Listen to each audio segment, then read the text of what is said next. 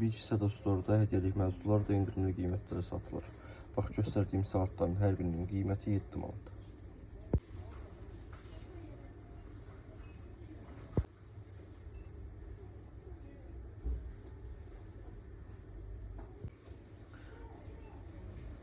Hər biri 7 manat.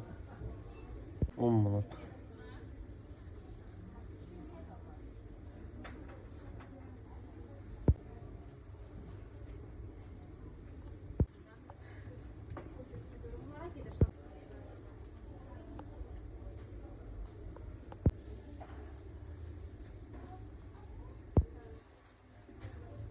$12 manat. 14 manat. Heç yerdə bu məhsulları bu qiymətə tapa bilmərsiniz. Sada Store indirimli qiymətləri ilə hər yerdən fərqlənir.